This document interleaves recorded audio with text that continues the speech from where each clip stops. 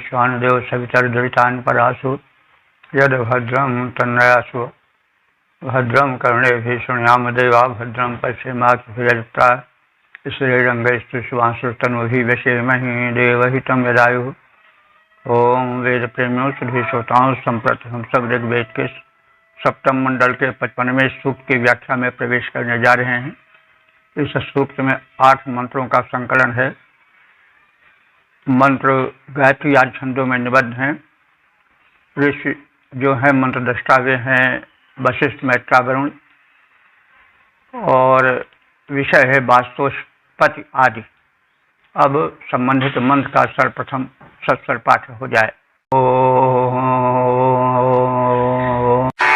अमे महावास्तोष्पदे विश्वारोपाण्या विशन् सखा सुषेम एधिनः। इस प्रथम मंत्र में यह कथित है कि वास्तोष्पति देव जो हैं वे रोगनाश करें और सुखद मित्र बन करके घर में हमें सुखी रखें। वास्तोष्पति, हे वास्तोष्पति देव। वास्तोष्पति वे देवता हैं जो घर को सुखद रखते हैं और सुरक्षा देते हैं। इनके विषय में पिछले सूक्त में पर्याप्त प्रकाश डाला गया है।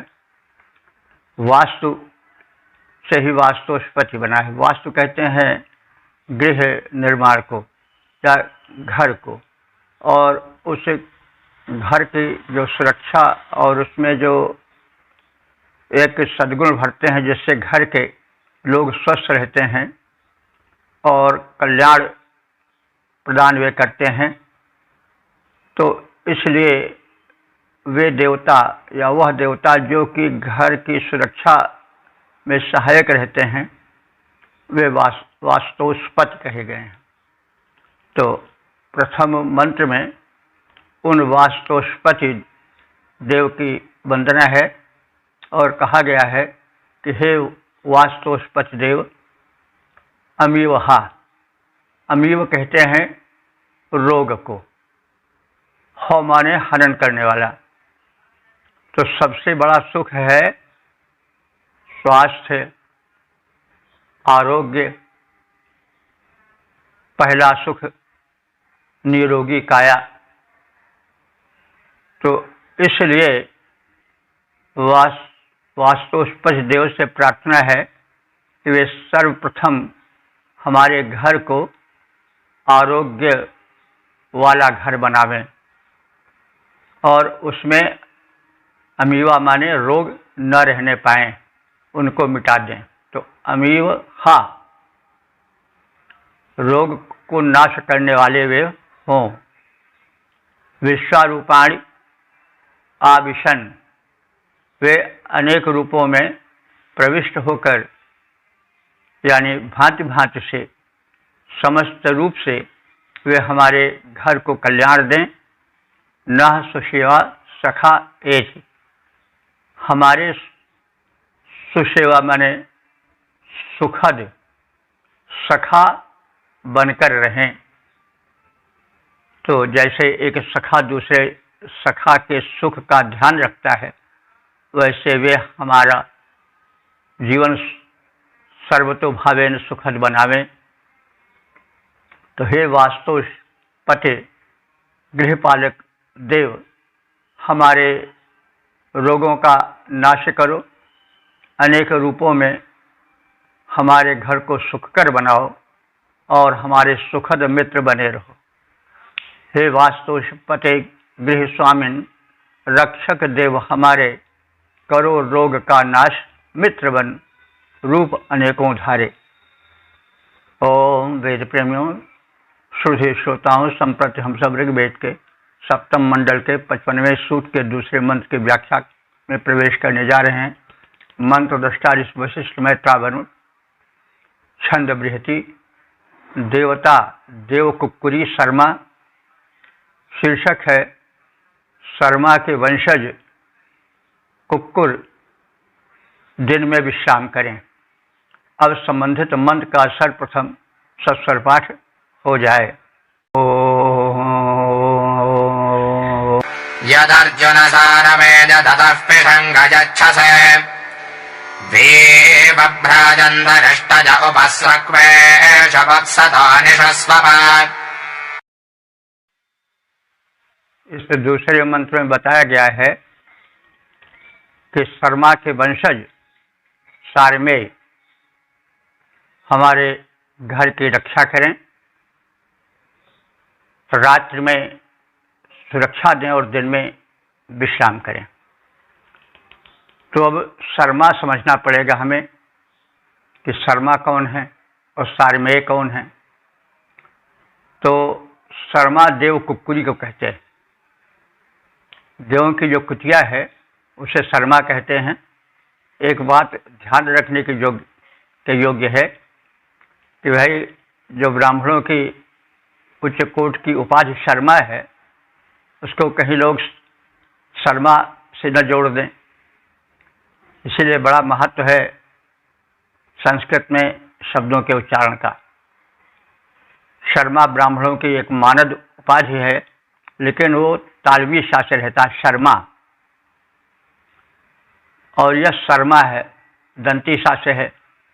तो शर्मा तो ब्राह्मणों की उपाधि है और शर्मा यह देव कुक्कुरी है, देवताओं की कुतिया है, यानी ऊंचे नस्ल की है। और सारमेय उनके पुत्र हैं। शर्मा से सारमेय बनता है संतति अर्थ में। तो सारमेय का अर्थ हुआ कि शर्मा नाम की देव कुतिया से उत्पन्न हुए ऊंची नस्ल के कुत्ते। तो अर्जुन सारमेय, अर्जुन कहते हैं सफेद।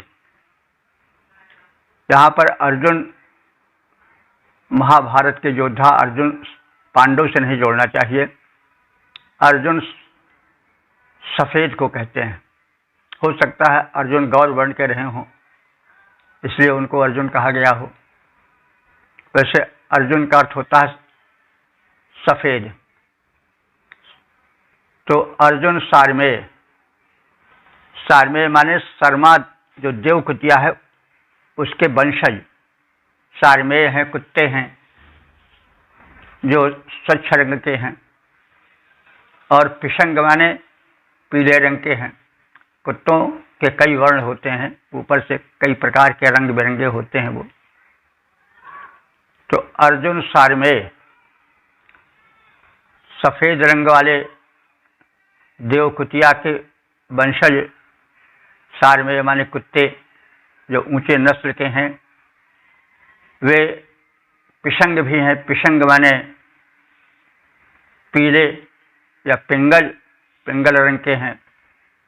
तो ये सब जो श्वान है श्वेत अथवा पीते रंग के या चितगबरे रंग के, यत दतः यक्षसे, जब वे दांत दिखाते हैं, दतः माने दांत, यक्षसे माने दिखाते हैं, जब वे अपने दांत दिखाते हैं गुर्राते समय, तो रिष्टया यो विभ्राजन्ते, तब उनके दांत नुकीले ऐसे समझ पड़ते हैं कि जैसे अस्त्र शस्त्र हों।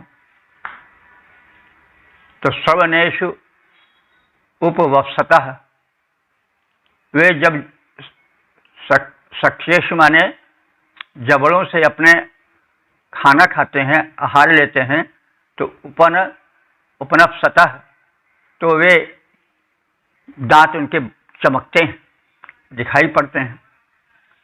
सुनिस्वनः, वे अच्छी तरह से सो जाएं। सुनि स्वप्न, स्वप्न माने सोना भी होता है। वे अच्छी तरह से सो जाएं। कब सो जाएं? दिन में, रात में न सोएं। तो रात भर जो जगते रहते हैं कुत्ते ऊंचे नस्ल वाले वो रात में चौकसी बरतें लेकिन दिन में विश्राम करें और सो जाएं।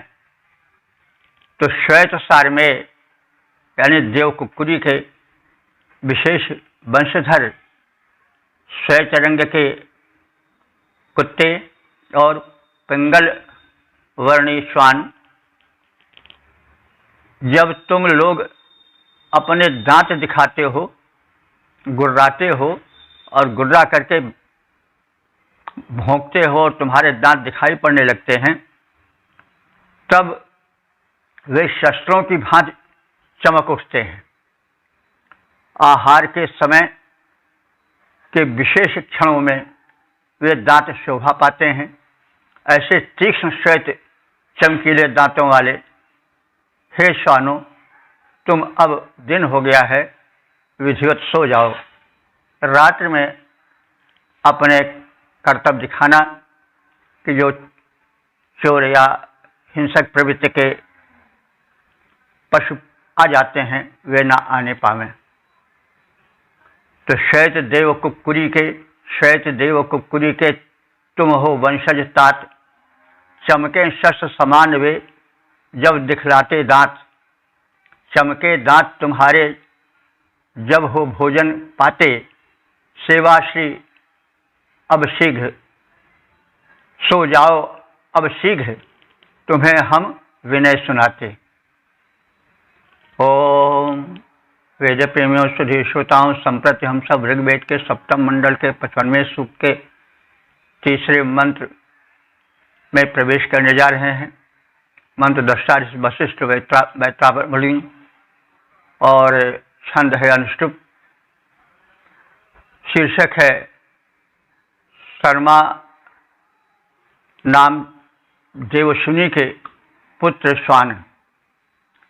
अब संबंधित मंत्र का सर्वप्रथम सस्वर पाठ हो जाए। स्तेनं राजसारमेधतस्करं वा पुनः सरात् स्तोत्रानिन्द्रस्य राजसिके भस्मान् दक्षनाजसे निशस्वपात्। इस तीसरे मंत्र में कथित है कि शर्मा के वंशज सारमेय यानी ऊंची नस्ल के जो घर के रखवाले कुत्ते हैं, कुक्कुर हैं, वे रात्रि में जगते रहें और दिन में विश्राम करें। और वे चोरों लुटेरों पर झपटें, उन लोगों पर जो कि चोर या लुटेरे नहीं हैं, जो सात्विक प्रवृत्ति के लोग हैं, उन पर आक्रमण न करें। पुराहसर सारमेय, पुनः पुनः समान रूप से घर की रक्षा करने वाले शर्मा के पुत्रों सारमेयों यानी शर्मा नाम की देव कुतिया के पुत्रों उच्च नस्ल के श्वानों तस्करम अस्तेनम वाराय। तस्कर कहते हैं चोर को और अस्तेन कहते हैं लुटेरे को। तो चोर और लुटेरे में यह फर्क होता है कि चोर चुपके से चोरी करते हैं और अस्तेन जो होते हैं वो बरबस छीन लेते हैं, वो डकैत कहलाते हैं। तो हे उच्च नस्ल के कुक्कुरों, तुम तस्करों पर, चोरों पर और लुटेरों पर झपटो, लेकिन इंद्रस्य स्तोत्रन किम रायसी, भला जो इंद्र के उपासक भक्त हैं उन पर क्यों झपटते हो, यानी उनको प्रताड़ित या उन पर प्रहार मत करो। असमान किम दक्षिणाय से, तुम्हारे द्वारा हम सब क्यों बाधित हों, यानी तुम हम सब जो कि चोरों लुटेरों की कोट में नहीं आते हैं, निष्पाप हैं, उन पर तुम न झपटो, वे तुम्हारे द्वारा भयभीत न होने पावें। और सुनिस्वप, तुम सब रात में जगो और दिन में सुनिस्वप माने भली भांति विश्राम करो, सो। हे शर्मा नाम की देव कुक्कुरी के पुत्रों, सारमेय ऊंचे नस्ल के कुत्तों, सुरक्षा की दृष्टि से तुम सुनिश्चित स्थान पर पुनः पुनः जाते रहते हो। तुम चारों ओर डाकुओं पर झपटो, चोरों पर झपटो, इंद्र के उपासकों पर क्यों प्रहार करते हो, उन पर क्यों झपटते हो, हमारे कार्यों में व्यवस्था को क्यों भंग करते हो। अब तुम दिन में भली प्रकार से सो जाओ। रक्षा हेतु समान स्थल पर फिर जाते हे कुक्कुरो, रक्षा हेतु समान स्थल पर फिर जाते चोरों को रपटाओ, हमको क्यों रपटाते। इंद्र उपासक को न वृथा अब तुम रपटाओ, अच्छा है विश्राम हेतु अब तुम सो जाओ। ओम वेद प्रेमियों, सुधीर श्रोताओं, संप्रति हम सब ऋग्वेद के सप्तम मंडल के 55वें सूक्त के चौथे मंत्र की व्याख्या में प्रवेश करने जा रहे हैं। मंत्र दृष्टा ऋषि वशिष्ठ मैत्रावरुण, छंद बृहति, देवता स्वान। शीर्षक है स्वान शत्रुओं पर झपटें। अब संबंधित मंत्र का सर्वप्रथम सस्वर पाठ हो जाए। त्वं सोऽकरस्य दरद्रहितमदर्दर्तुशोकरः स्तोत्रनिन्द्रस्य राजसिकि भस्मान् दुच्छुनाजसेनशुस्वपा। इस चौथे मंत्र में कुक्कुरों के प्रतिकथन है। हे कुक्कुरो, तुम शूकरस्य दरदृह, तुम शूकरों को फाड़ो, उन पर आक्रमण करो, उन्हें चीर फाड़ डालो। शूकरः तव दर्दत, तुम उनको भली भांति आक्रमण करके भगा दो। इंद्र से अस्त्रोतिन किम रायस, लेकिन इंद्र के उपासकों, हम सब देवभक्तों पर क्यों झपटते हो। असमान किम दक्षुनाय से, हम सबको क्यों डर पाते हो, हमारे सबके गमनागमन में क्यों बाधा डालते हो, हम सबको आने जाने दो। सुनिश्वप, और अब तुम लोग दिन में भली भांति सो जाओ। श्वान के प्रति कथित है कि तुम शूकरों को फाड़ने के लिए अवरोध उपस्थित करो, यानी उन पर तुम विधिवत झपटो और हम सबके प्रति अवरोध आने जाने में मत उपस्थित करो। और शूकर भी तुम पर झपटें, तुम्हें डराएं, तो मतलब ये सावधानी के वचन सुनाई पड़ते हैं कि शूकरों से सावधान रखना, ये शूकर भी भयंकर होते हैं, ये तुम्हें डरा सकते हैं, इसलिए सावधान रहो।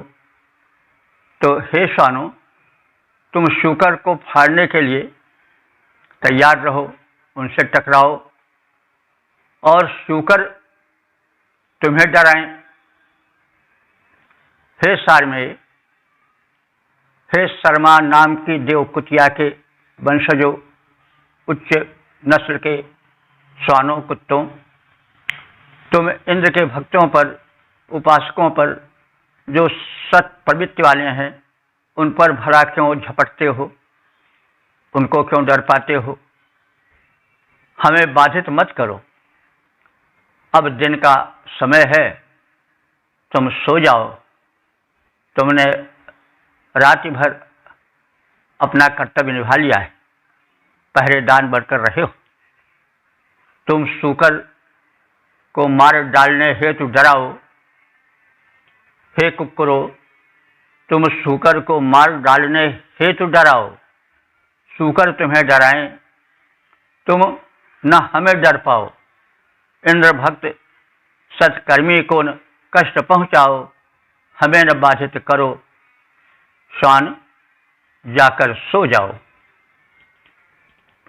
ओम वेद प्रेमियों, सुधीर श्रोताओं, संप्रति हम सब ऋग्वेद के सप्तम मंडल के 55वें सूक्त के 5वें मंत्र की व्याख्या में प्रवेश करने जा रहे हैं। इस मंत्र के दृष्टा जिसे हैं वशिष्ठ, मैत्रेय, वरुण। छंद है अनुष्टुप, देवता है प्रस्वापिनी उपनिषद, और शीर्षक है हमारे लिए दिन सुखद हो। और संबंधित मंत्र का सर्वप्रथम सस्वर पाठ हो जाए। सस्तमाता सस्तपिता सस्तश्वा सस्तविष्पतिः ससन्त सर्वे ज्ञातजः सस्पजमभितो जनाः। इस 5वें मंत्र में राष्ट्र में सुखद व्यवस्था हो ताकि प्रजाजन सुख की नींद सो सकें, इस बात पर प्रकाश डाला गया है। सुस्वतमा स्वस्थ पिता, हमारे माता पिता सुख की नींद सो सकें। स्वस्थ विष्पति, कुत्ते भी सुख से सो सकें, प्रजापालक भी सुख से सो जाएं। सर्वे ज्ञातयः स्वसंतु, सभी बंधु बांधव सुख से सो जाएं। अभिता अयम जनः सस्तु, चारों ओर के यह सब लोग सुख से सो सकें। तो राष्ट्र की ऐसी व्यवस्था हो, ऐसी उत्तम व्यवस्था में जनजीवन बीते कि उस राष्ट्र में जो माता पिता हैं वे सुख से सो सकें। कुत्ते भी ऐसी व्यवस्था में रहें कि वे प्रजा रक्षक बने रहें, चोरों से, लुटेरों से समाज के घर की सुरक्षा करें।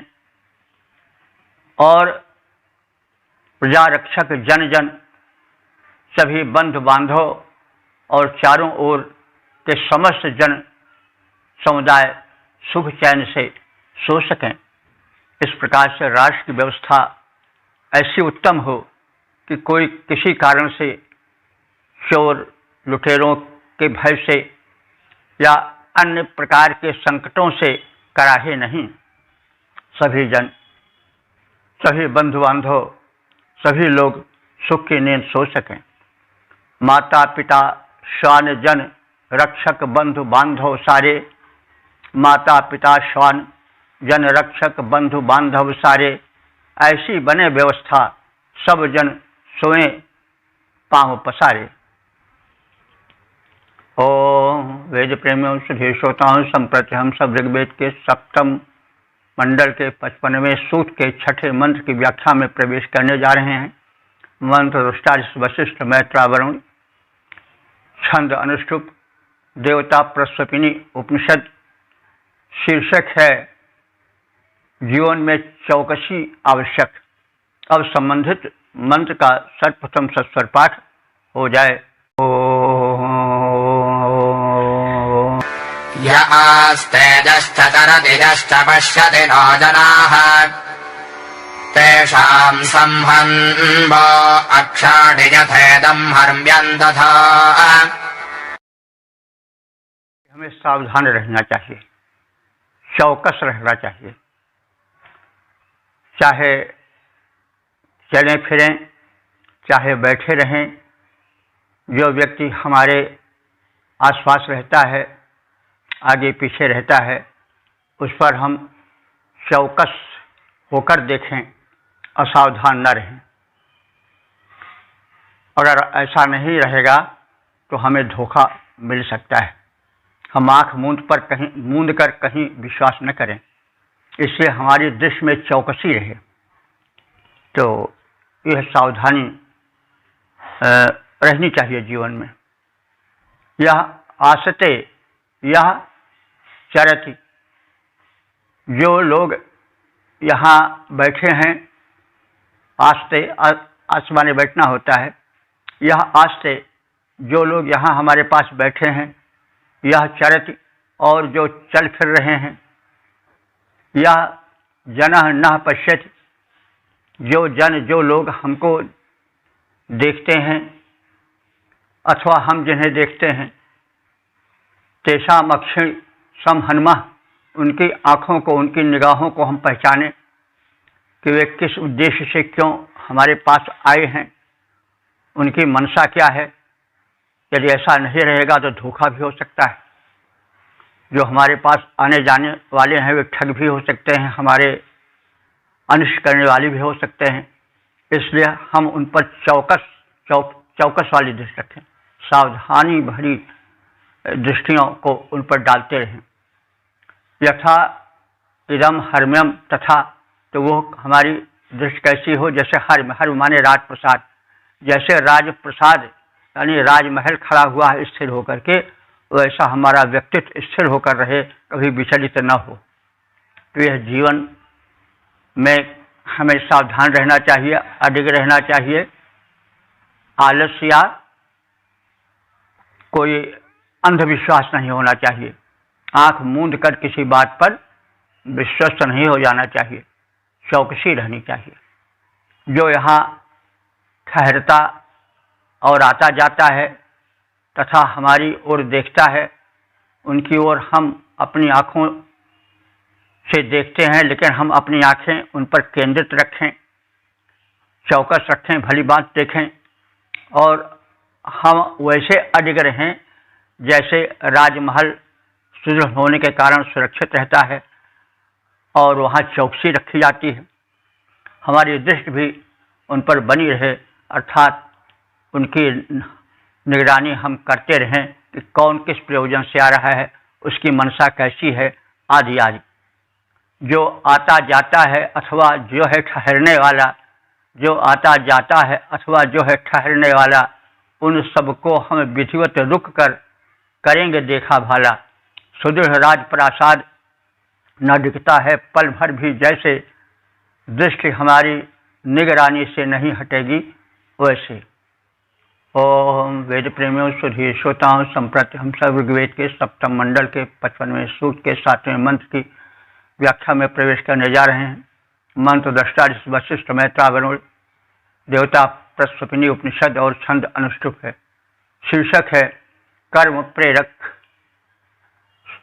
क्रम से हम विश्राम और श्रम करें। सूर्योदय के साथ हम विश्राम प्रारंभ करें और सूर्योदय के साथ ही सूर्यास्त के साथ ही हम विश्राम भी करें, यानी समय समय पर हम श्रम करें और समय समय पर विश्राम करें। इन सब बातों का कथन है। अब संबंधित मंत्र का सर्वप्रथम सस्वर पाठ हो जाए। सहस्रशृंगा वृषभाजः सभद्रादुदाचरत् तेना सहस्येन भजन् जनान् स्वापजामसे। इस 7वें मंत्र में श्रम और विश्राम के विषय पर प्रकाश डाला गया है। हम जीवन में श्रम भी करें और विश्राम भी करें, क्योंकि दोनों आवश्यक हैं। तो इसे थोड़ा आलंकारिक शैली में कहा गया है। सूर्य का उदय होता है, उसके साथ ही श्रम भी प्रभाव में आ जाता है। श्रम के साथ साथ सूर्यास्त के बाद विश्राम का क्षण आता है। तो श्रम और विश्राम में एक संतुलन रहना चाहिए।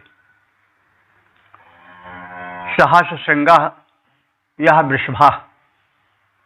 सहस्र श्रृंगाः माने हजारों सींगों वाला। यह वृषभा जो बैल है अथवा जो वर्षा करने वाला है। वृषभ माने बैल भी होता है और वृषभ माने वर्षा करने वाला भी होता है। तो यहाँ पर सूर्य का आलंकारिक वर्णन है। तो जो सूर्य सहस्र श्रृंगा माने हजार सींगों वाला है, तो हजार सींगे उनसे क्या होगी? हजारों किरणें होंगी। यानी सूर्य की हजारों से मतलब हुआ अनगिनत लाखों करोड़ों भी हो सकते हैं।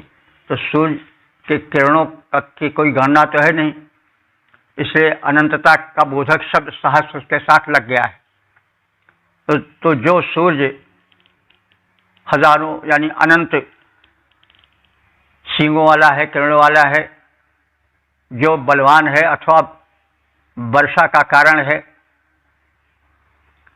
वह सूर्य समुद्रात उत आचरत, समुद्र से ऊपर आया है। समुद्र क्या है? जो नील गगन है वो नील समुद्र की भांति प्रतीत होता है। सूर्य जो है जब अपने एक चमकीले गोले के साथ नीलाकाश में ऊपर उठता है तो ऐसा प्रतीत होता है कि मानो वो समुद्र से निकल रहा हो और आकाश भी नीला नीला एक समुद्र की भांति प्रतीत होता है। तो सीधा साधा अर्थ यह है कि सूर्य जब पूर्व के क्षितिज से ऊपर उठता है तो ऐसा प्रतीत होता है कि वह सूर्य समुद्र से निकल रहा हो। तो यह कहना है कि जब हजारों सींगों वाला, किरणों वाला सूर्य नील गगन के पूर्व के छोर से ऊपर उठता प्रतीत होता है, तो तेन सहस्रेन, तो उस सूर्य के निकलने पर उस शत्रु के पराभवकारी सूर्य के बल से तेन सहस्रेन, सह कहते हैं बल, और सहस्रेन माने बल के साथ। तो तेन सहस्रेन, उस शत्रु के पराभवकारी सूर्य के बल से हम लोग जगते हैं और हम लोग बलिष्ठ बन करके कर्म संसार में उतर पड़ते हैं। तो वयम जनान निःस्थापयामस, वही सूर्य हमें श्रम में संलग्न करके अंत में निशा काल में निद्रा में संलग्न हो जाने की परिस्थिति भी बनाता है, क्योंकि दिन और रात दोनों का कारण सूर्य है। जब सूर्य उदित होता है, नील गगन के प्राची के छोर से निकलता हुआ प्रतीत होता है कि मानो समुद्र से निकल रहा हो, तो वही सूर्य कर्म की प्रेरणा देता है, बल लगाने की प्रेरणा देता है। और जब वही पश्चिम गगन के अंतिम छोर में डूबता है तो फिर वही निशा का भी निर्माण करता है, और इस प्रकार से वह सोने की भी भूमिका बनाता है। तो हमें रात्रि में सोना चाहिए, दिन में कर्मलीन हो जाना चाहिए, ये सीधा सीधा संदेश है। तो हजारों किरण रूपी श्रृंगधारी रवि रूपी बलवान वृषभ वर्षणकारी अथवा बलवान सूर्य जो वर्षा का भी कारण है और संसार में बलपूर्वक श्रम करने का भी कारण है, वह समुद्र तल से उदित होकर जब ऊपर उठने लगता है तब श्रम का काल आ जाता है। सूर्य से दिन भर कर्मशील होने की प्रेरणा मिलती है और सभी प्राणी श्रम में संलग्न हो जाते हैं। लेकिन वही सूर्य जब पश्चिम गगन में डूबने के लिए, विश्राम करने के लिए जाता है, स्वयं भी यह संदेश छोड़ जाता है कि अब तुम लोग भी निद्रा लाभ लो और विश्राम करो। तो इस प्रकार से दिन जो है वो श्रम का और रात जो है वह विश्राम का संदेश देती है और दोनों को बनाने वाला सूर्य है। सूर्य वृषभ जो किरण श्रृंग को धारण करे हजार, सूर्य वृषभ जो किरण श्रृंग को धारण करे हजार, बलि और वर्षा हेतुक है, बल है अपरंपार, सागर तल से ऊपर आता, कर्म जाल फैलाता, दिन के श्रम से थकित प्राणियों को विश्राम दिलाता। ओम वेद प्रेमियों, सुधी श्रोताओं, संप्रति हम सब ऋग्वेद के सप्तम मंडल के 55वें सूक्त के 8वें मंत्र की व्याख्या में प्रवेश करने जा रहे हैं। मंत्र दृष्टा इस वशिष्ठ मैत्रा वरुण देवता प्रस्वपिनी उपनिषद, छंद अनुष्टुप, शीर्षक है नारियां सुखपूर्वक सोवें। अब संबंधित मंत्र का सर्वप्रथम सस्वर पाठ हो जाए।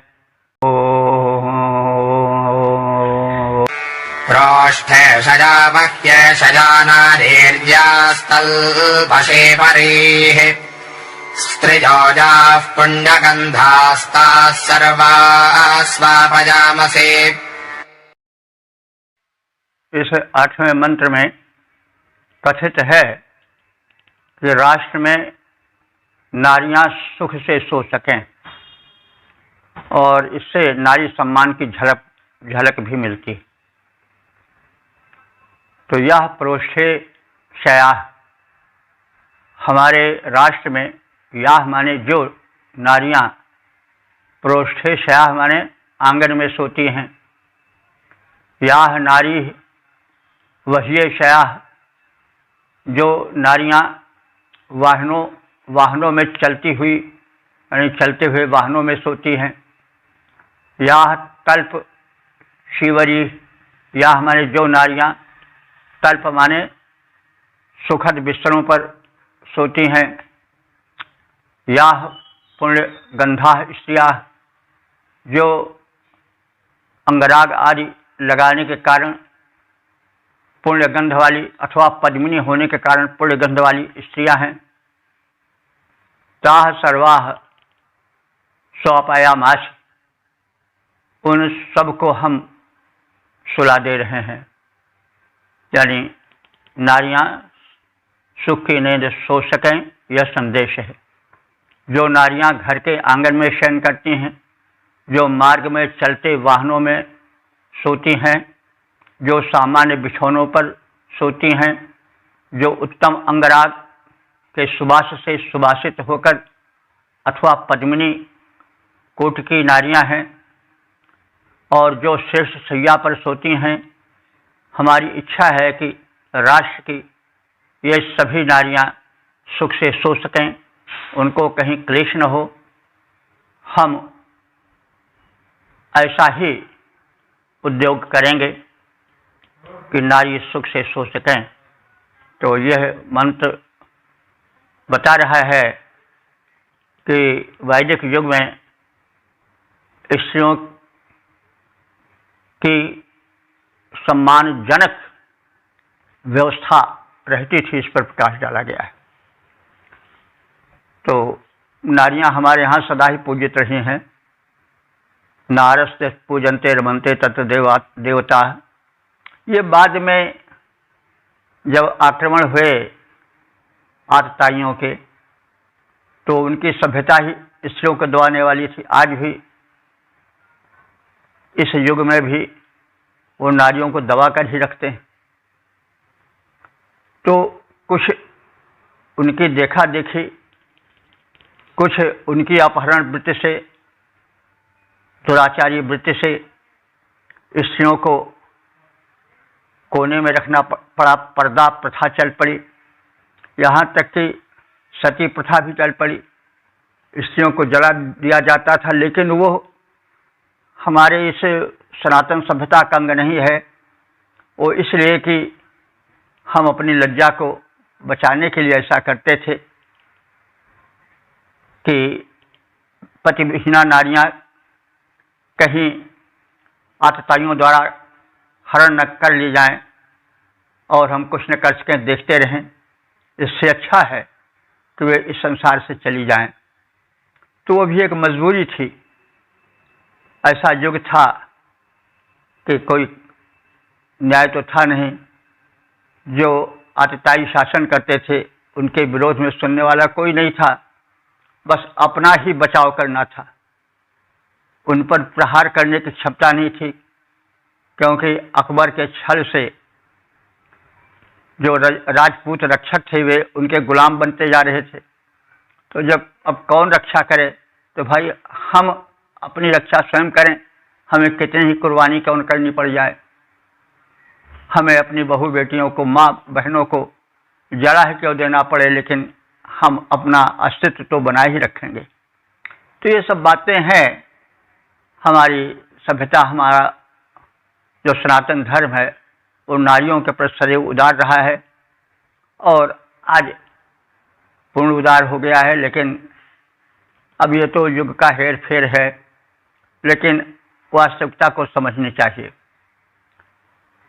तो जो नारियां घर के आंगन में शयन करती हैं, जो मार्ग में चलते वाहनों पर शयन करती हैं, जो सामान्य बिछौनों पर सोती हैं अथवा सुखद बिछौनों पर सोती हैं, जो उत्तम अंगराग के सुवास से सुवासित होकर श्रेष्ठ सैया पर सोती हैं, हमारी इच्छा है कि राष्ट्र की सभी स्त्रियां सुख से शयन करें। हम ऐसी ही व्यवस्था करेंगे, ऐसा ही उद्योग करेंगे।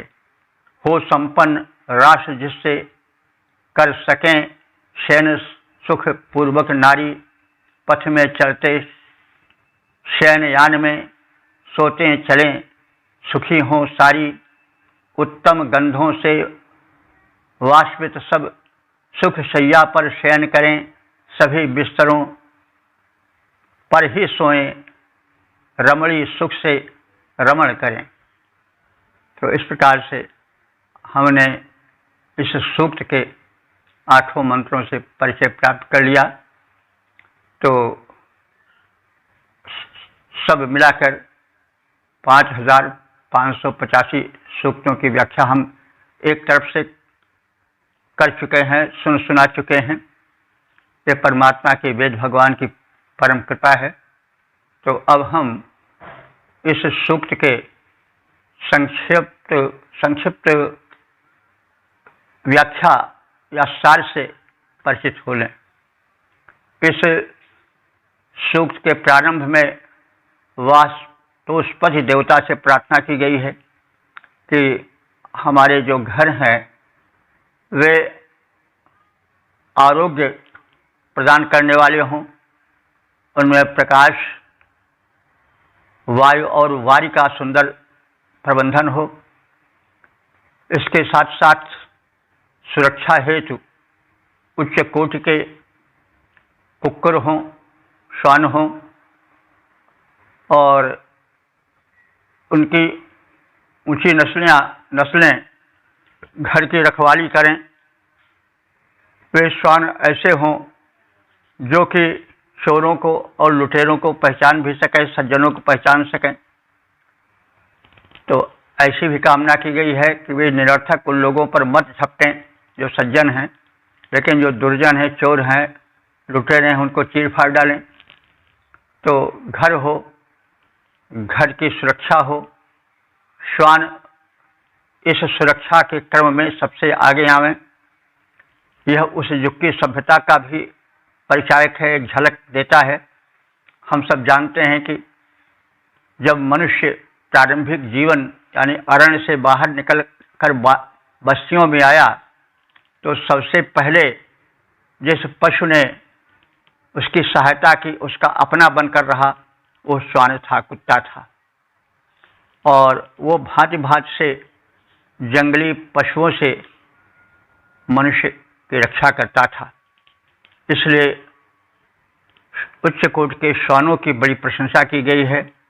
उनको देवता बनाया गया है, उनको देव की कोटि मिलाया गया है।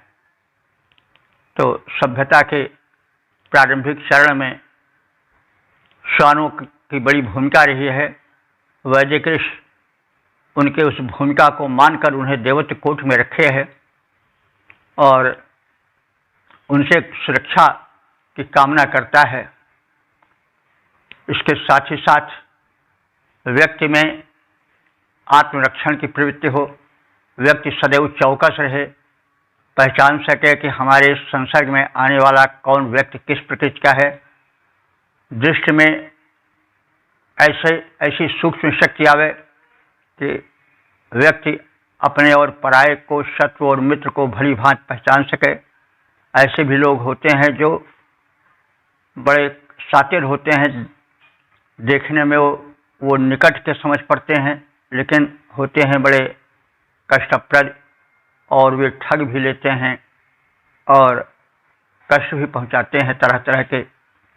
तो इस तरह से एक चौकसी भरी दूरदर्शी दृष्टि भी होनी चाहिए, जिससे हम अच्छे बुरों का, भले बुरों को अच्छी तरह से पहचान सकें। तो हमारे समाज में नारियों का भी सम्मान रहे, सभी स्थितियों में वो सोच सकें, सुरक्षित रह सकें, और ऐसी व्यवस्था हो कि नागरिक सुख से सो सकें, और श्रम और विश्राम का एक निश्चित काल हो।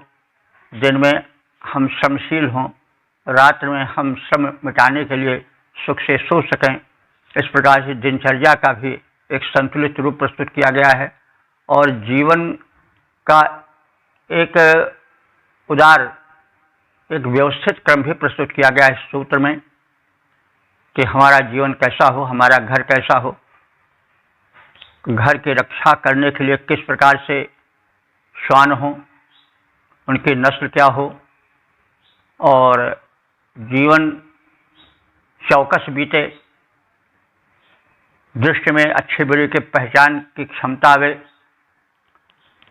और साथ ही साथ नारियां सुख से सो सकें, यह भी व्यवस्था हो। तो इस प्रकार से जीवन से जुड़ा हुआ यह सूक्त है। वेद में केवल आध्यात्मिक चिंतन ही नहीं है, उसमें व्यावहारिक जीवन कैसा हो इसका भी चित्र है। और कहा गया है कि विद्याम च य उभयो च सेवते, विद्या और अविद्या दोनों को जानना चाहिए। अविद्या मृत्युम कृत्वा विद्या मृत्युमश्नुते, दोनों का ज्ञान होना चाहिए। अविद्या क्या है? लौकिक ज्ञान, व्यावहारिक ज्ञान, यह अविद्या है। तो हम अविद्या का भी सेवन करें, लौकिक और व्यावहारिक ज्ञान और विषयों का सेवन करके उनसे अपने ज्ञान को पुष्ट करें, क्योंकि जो लौकिक ज्ञान है वो हमें एक ऐसी भूमिका देता है सफल, जिससे हम संसार में सुखी जीवन बिता सकें, अभाव वाला जीवन न बिताएं, क्योंकि भूखे भजन न होए गोपाला।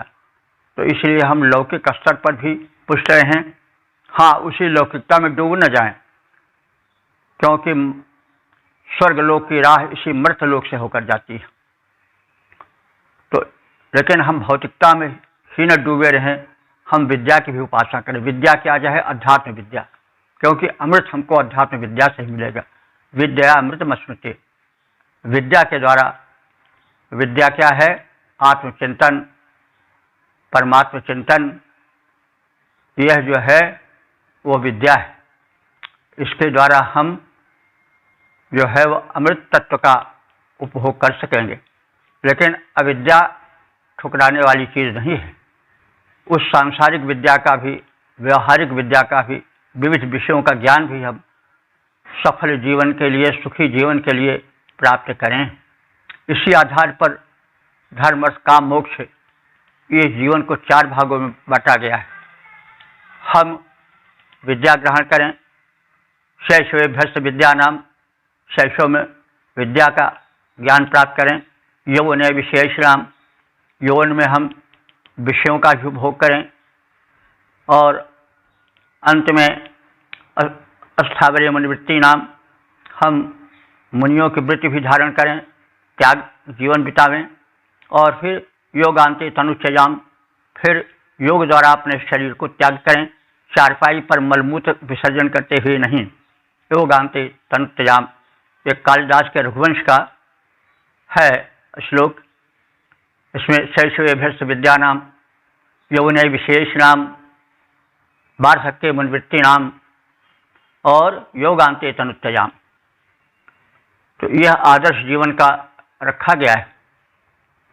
तो इस प्रकार से एक पूर्ण जीवन वेद सिखाता है। वेद केवल स्वस्थ पाठ के लिए ही नहीं है, इसलिए आग्रह है कि वेद का मंत्र जो है उसका ज्ञान भी प्राप्त हो, केवल उसका पाठ ही न हो। क्योंकि हम अगर पानी पानी करते रह जाएं, लेकिन पानी कहाँ पर है, पानी का स्वरूप क्या है, पानी का अर्थ क्या है, यह न जाने तो वाटर वाटर कह के मर गए, ठामे धरा पानी।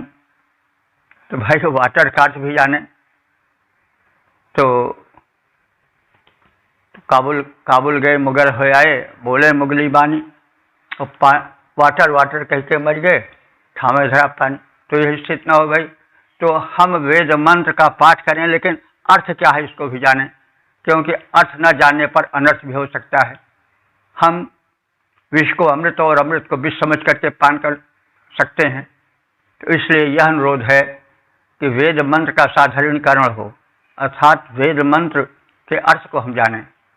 इसके लिए व्यापक एक अभियान चलाना चाहिए और वेद मंत्रों की व्याख्या भी होनी चाहिए।